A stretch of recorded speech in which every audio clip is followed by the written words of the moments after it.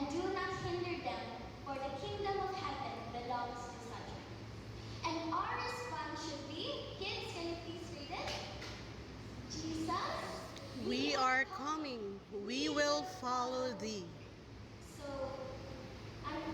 some examples on how to follow Jesus. It says in our song a while ago, our hands might be small, but we can help like Jesus by reaching out with kindness and lifting those who need us. It says in, I think, Ephesians 4:22, and be kind to one another, tender-hearted, forgiving one another, just as God also in Christ forgave. And the other lyrics is, our feet might be small, but we can walk with Jesus by following his footsteps with light and love to lead us. And in John 5:12 it says, I am the light of the world. He who follows me shall not walk in darkness, but shall have the light of life. So here we can follow God, or Jesus, by helping like Jesus and following his footsteps. And in the chorus, with small and simple faith burning brighter every day, we're learning from the scriptures and choosing to obey. We're growing in his gospel and trusting when we pray. We will follow Jesus with small and simple faith. So let's read the Bible, obey it, and pray every day, and trust God that he will let our faith grow and grow each day. So let us celebrate or acknowledge God's goodness by involving ourselves and our children of this time to the service of the Lord. Happy Sabbath, everyone. Happy Sabbath.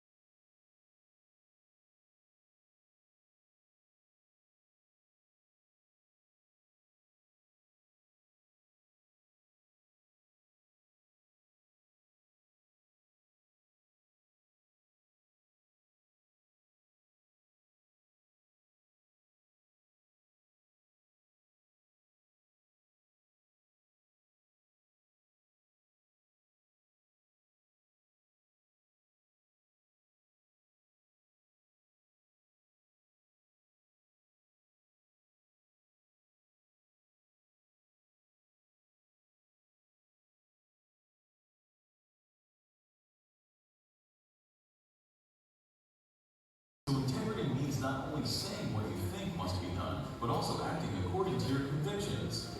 Integrity also plays an important role in helping us avoid problems. How many addicts started going down the road to ruin because they end your life? Let us work together to keep our church presentable before God. Happy Sabbath!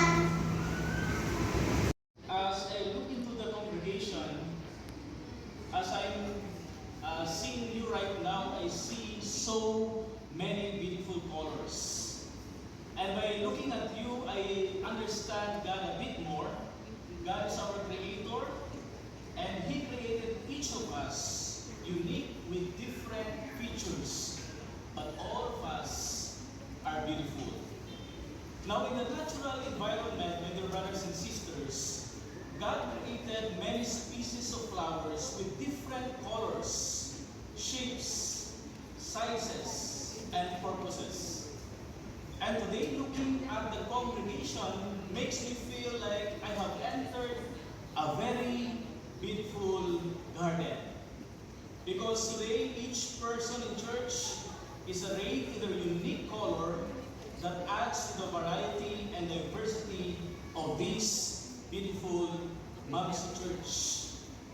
And so I want to invite each person who are here today, na narito po ngayon, to stand up and seek out someone wearing the same color as you are and give them a warm welcome as we sing the family of God.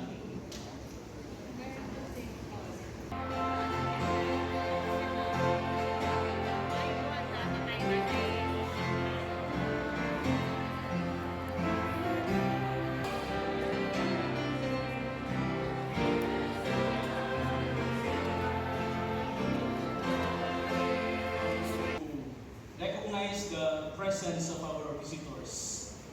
Starting from Sister Shane Montes and Brother Samuel Montes Jr. Are you around?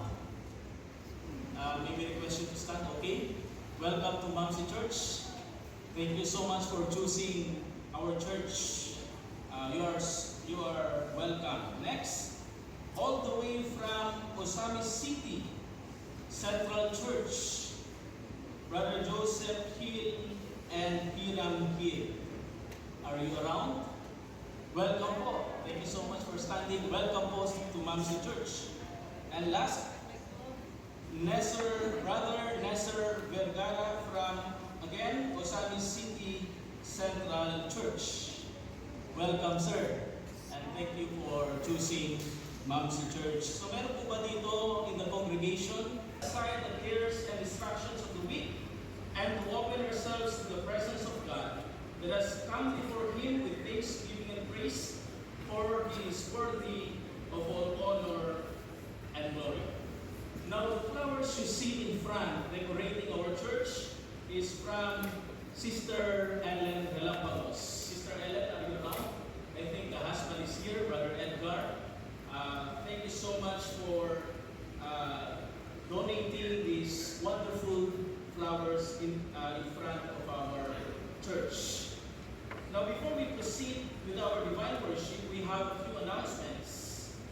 If you want to look at the entire program of our whole Sabbath, you may visit us, you may browse our program through the QR code flashed on the screen. I think the media can flash it later. This afternoon, there will be a very special event that will take place in our church here in Mamsi Church. This EYM will be the Adventist Men training program with the theme Learn and Be Certified. So kung meron po sa atin an Adventist man who wanted to be more active, to be more involved in the ministry, we are inviting you to attend our program this afternoon. So this will be the inaugural of the Adventist Men's Ministries here in our church. So it will not be really special, not only because it will be inaugurated in our church, but for the very first time in the Southern Asia Pacific Division, it will be inaugurated here in the Philippines through Mamsi Church. So our church will be using the material given or provided by the North American Division Men's Ministries. It was crafted by experts, and we will follow a module which we have ordered from America. So the program will start this afternoon. So if you want to come, we are inviting you all to participate in this very important event. And we would like also to thank those who have participated, who have lent their hands in our bayanihan recently, last Sunday.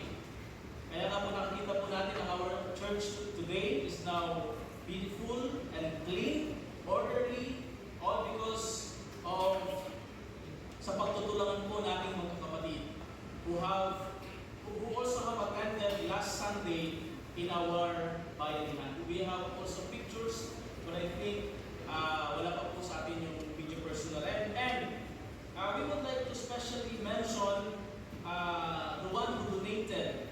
Kung sino po sa atin dito ang those who are men, if you will now visit our CR, we have a new bowl, 2 new bowls, at bagong-bago po yung ating CR today. Thanks to the donation of Brother Edgar Dos Simon, na natin po sa ating harapan, for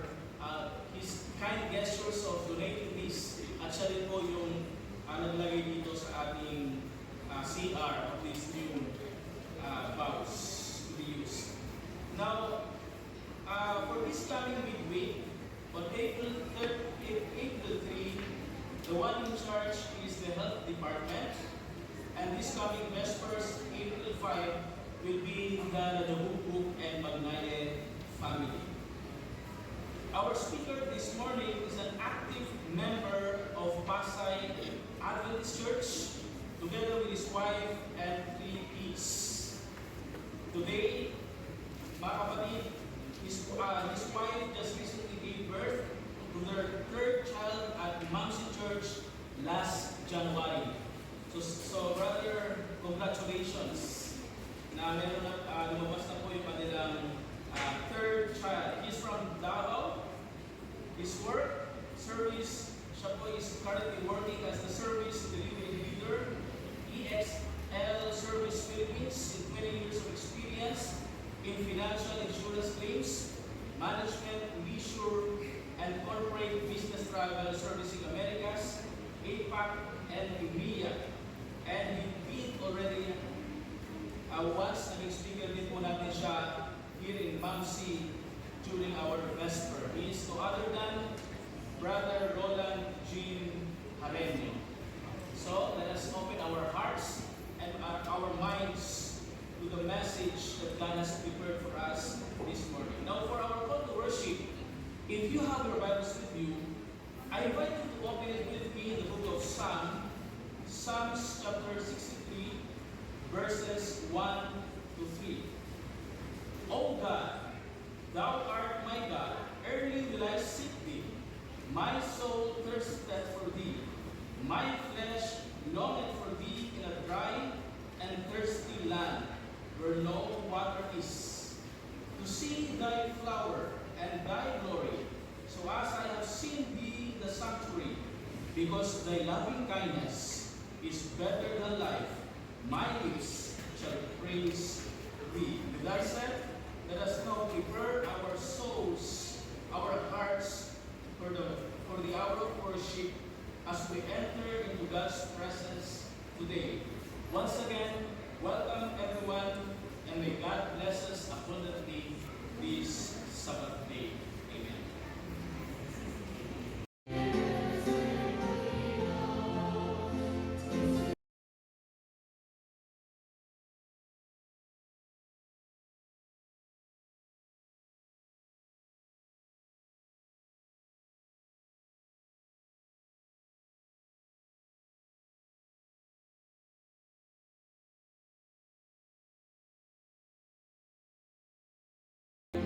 There's no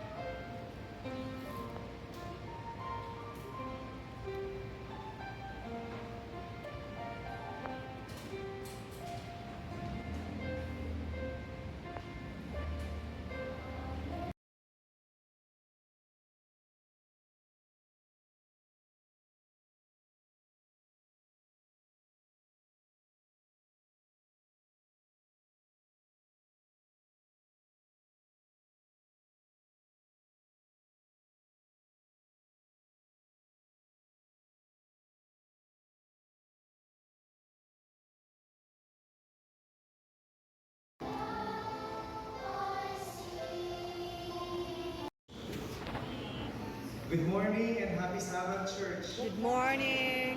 Morning po. It's so nice to be back here for almost a decade. I think the last time I was invited here was the first service. But ironically, I'm too close. Every Saturday I pass by. Kasi we park here, right? And then we go to Pasay Adventist Church. But it's so nice to be here and it's so nice to see everyone.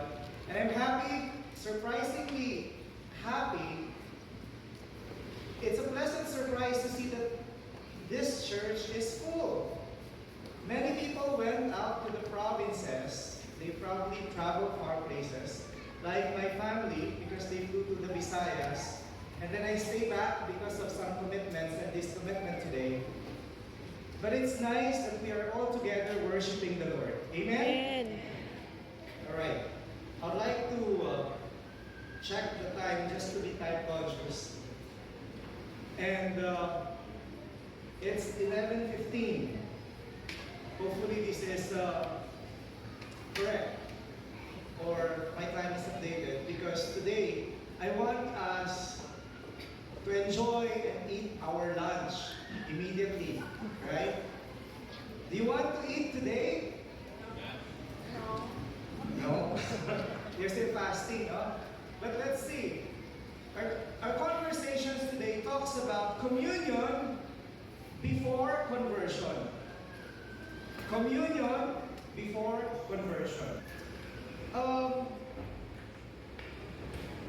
tell you last year when I was parking at the 5th floor, I saw a guy, and I said, I know this figure. And then I went down and see my good friend Al Jandi in the parking, and then we reconnected post-pandemic. For so many years, he was actually an entourage to my wedding. That's how tight we are. And I remember saying hi to Dr. Lee in the parking and said, I know you. And I said, yes, ako po yung picture dun sa fridge ninyo. So, and then we reconnected, and he invited me for one Sabbath and said, let's go to church together one time and let's eat lunch together. And then we did that. Post that, it happened again, and he said, let's go to church again. Funny thing is, I knew him since, I don't even remember when. I think he's back in school. He was still in the university at UANP. In fact, his classmates he knew two of my cousins. His classmate to one of them. And so, when we connected during a retreat, we started to develop good friendship, you know. And now, we used to live here in the city. I used to live in Taft, he's in Pasay, and now, unfortunately and surprisingly, he lives exactly 2 kilometers away from my house. So the churches nearby are the same churches that we go together when we're in Cavite. Pero hindi kami nag-away, right?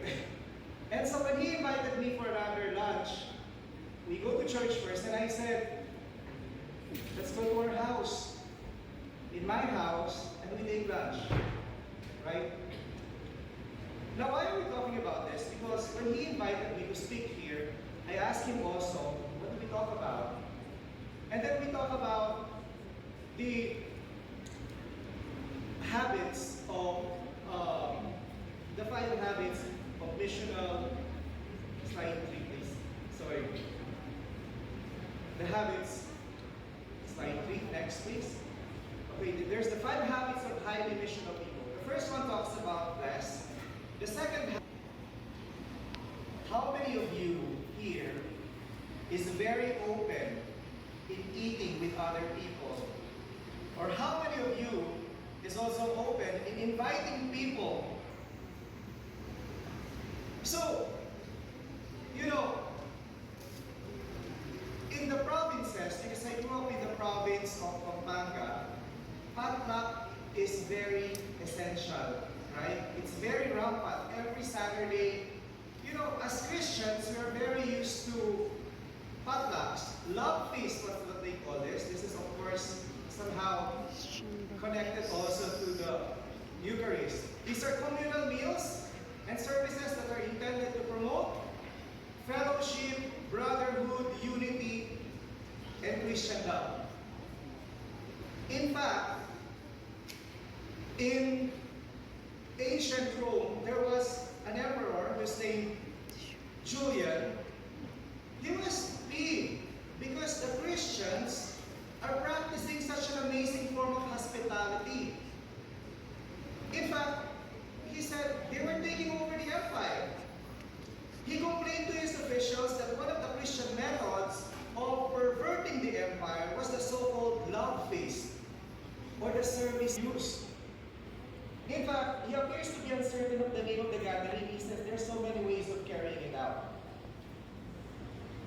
So, what is he referring exactly? How many different ways are Christians also are very focused so much on their lifestyle ministry around the table that outside observers like Julian were confused to the exact nature of that given meal. You know, sharing meals together on a regular basis is one of the most sacred practices that you can engage as believers. Missional hospitality has tremendous opportunity to extend the kingdom of God, who can literally eat our way into the kingdom of God. In Corinthians, they were practicing a communal meal as part of their habit, no? In fact, Paul rebukes them. He's condemning them because he is outraged that their so-called love feast doesn't express love at all. Only certain people are invited, others are being left out, and others appear to eat cliques rather than a body of believers. And then, this habit of inviting people on the table, of eating together, even before, has created a certain form of, how do you call it, controversy, if I may, trend, maybe. To this day, I think what's difficult for us in the cities, in mega churches in the cities, is that we live in tiny spaces, right? Do you agree? Who has a 2-bedroom suite here, a sala, and a full house? Difficult, right? But in the provinces, they can always do it. But what's stopping us from doing it? You know, the meals or the invitations on the table can be as very elaborate and simple as maybe a dinner outside, maybe coffee in the coffee shops, breakfast, or just sit across the table from 3 persons in this week. I work in an organization where we are working with people, many people. In fact,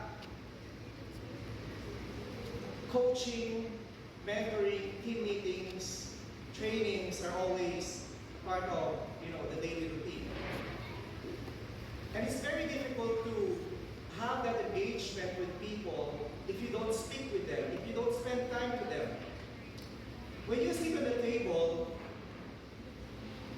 when people are on their break schedules, when you're not in the boardrooms, you feel relaxed. And always remember that every person has a story to tell.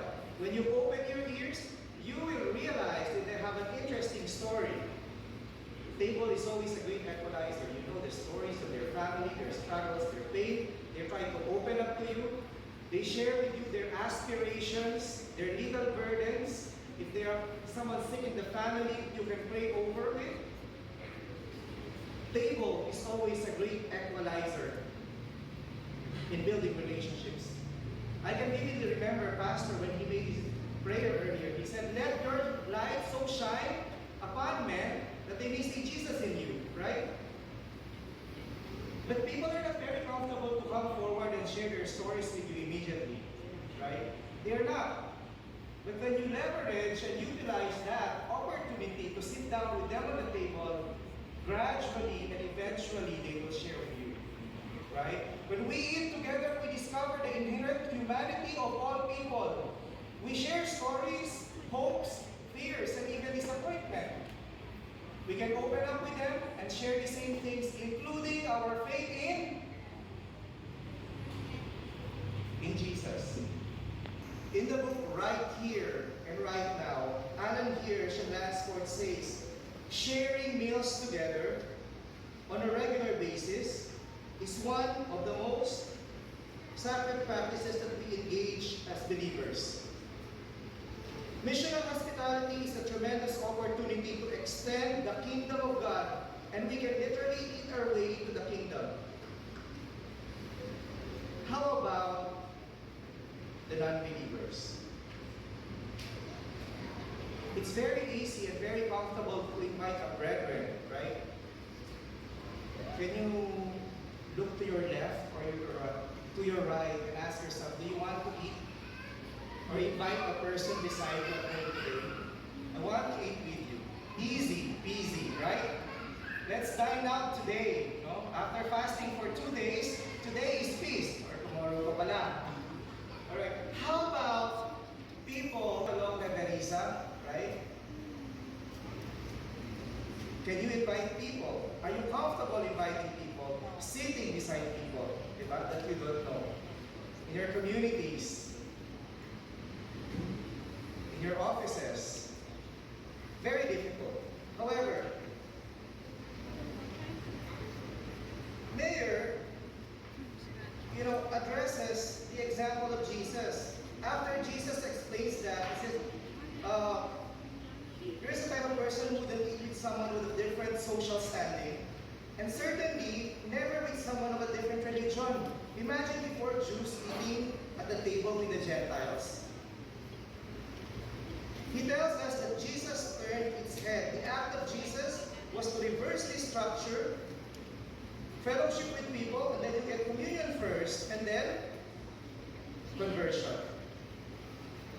The table's fellowship with the sinners implied no reluctant acceptance in their sins. The gratuity of the reign of God canceled no demands. But in a world in which sinners stood condemned, Jesus' openness to them is irresistible. Humility at its best. Remember that Jesus' contact triggered repentance, and then the conversion flowered after the communion. During the time in the ancient Palestine where religious meanings ran the social order, this was a very potent phenomenon. It was very timely. It's really an important missional tool during their time.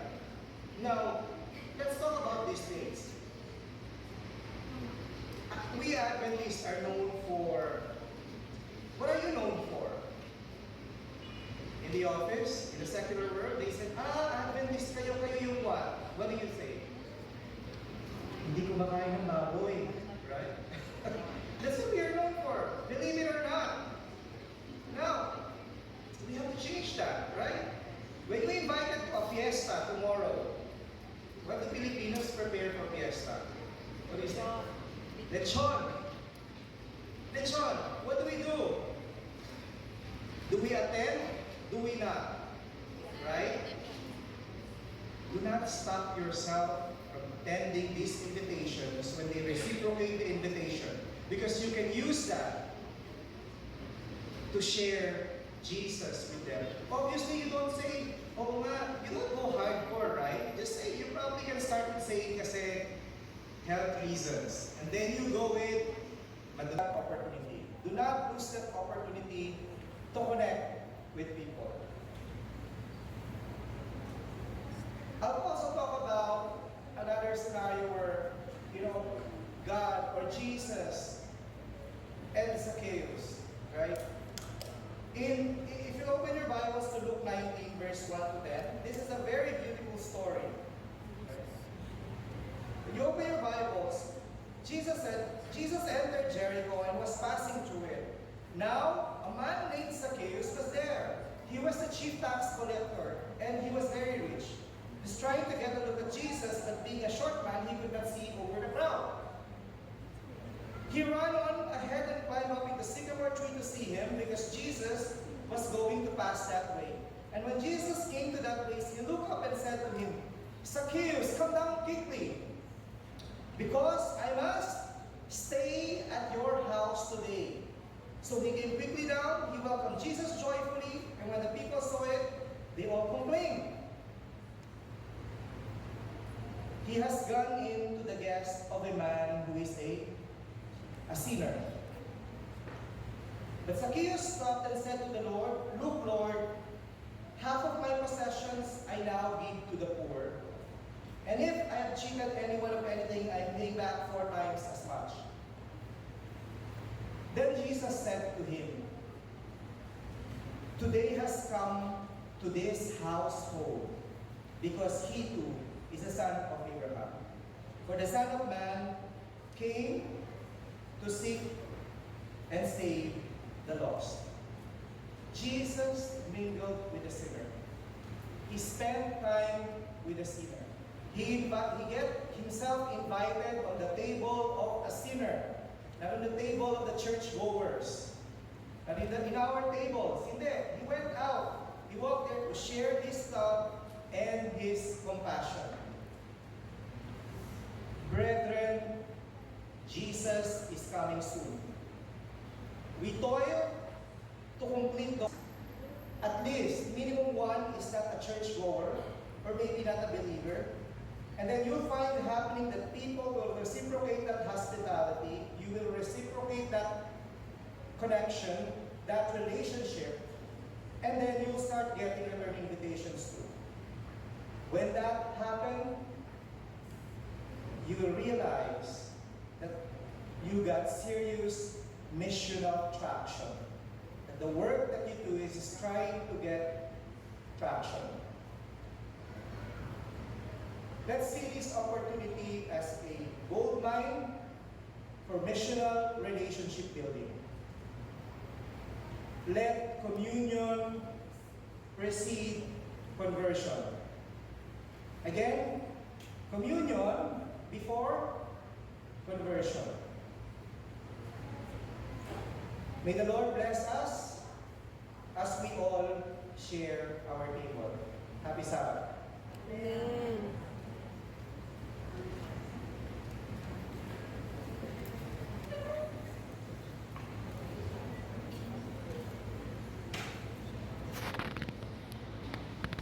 For our closing song, shall we all stand and sing, "Give up your best to the Master"? Hymn number 572. 572.